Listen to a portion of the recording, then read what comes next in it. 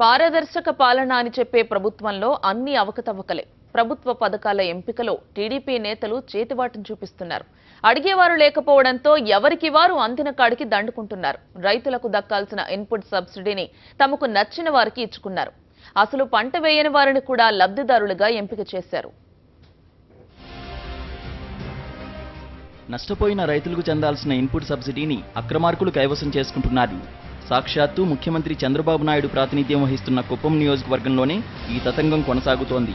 కుప్పం నియోజకవర్గంలోని 4 మండలాల్లో 2015 సంవత్సరంలో ఖరీఫ్ సీజన్లో సుమారు 12,000 ఎకరాల్లో వేరుశెనగ సాగు చేసిన రైతులు నష్టపోయారు. ఇలా నష్టపోయిన 11,000 మంది రైతులకు 7,45,00,000 ఇన్పుట్ సబ్సిడీ మంజూరైంది. అయితే పంట వేసి నష్టపోయిన రైతులకు మంజూరు చేయాల్సిన సబ్సిడీని కింది స్థాయి సిబ్బంది, జన్మభూమి కమిటీ సభ్యులు ఇష్టారాజ్యంగా పనిచేసుకున్నారు.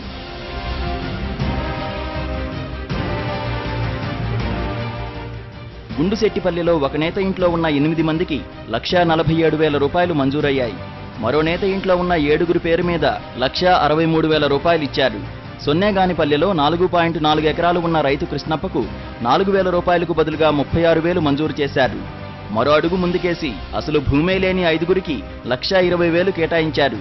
శాంతిపురంలో సొంత వ్యాపారం చేసుకునే రైతు గోవిందప్ప ఖాతాకు 24,000 జమ చేశారు. అటు అర్హులైన రైతులు తమకు అన్యాయం జరిగిందని ఆవేదన వ్యక్తం చేస్తున్నారు.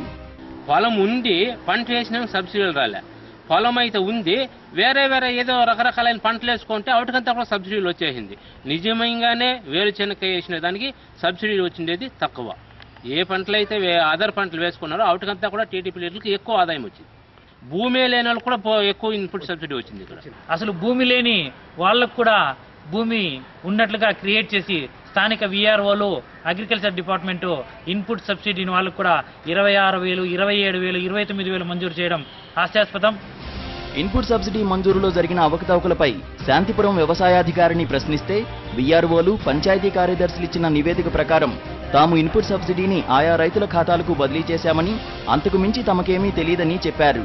అదేమా విఆర్ఓలు ఏదైతే లిస్ట్ ఇచ్చారో దాన్ని టైప్ చేసి పంపించామన్నమాట.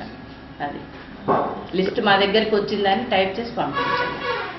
ఇన్పుట్ సబ్సిడీ మంజూరులో జరిగిన అవకతవకల వ్యవహారం వెలుగు చూడడంతో రెవెన్యూ, వ్యవసాయ శాఖ అధికారులు విచారణకు వచ్చారు. అయితే రైతులెవరినీ విచారించకుండా గదుల్లోకి వెళ్లి తలుపులు మూసేసుకుని తూతూ మంత్రంగా విచారణ పూర్తి చేసి వెళ్లిపోయారు.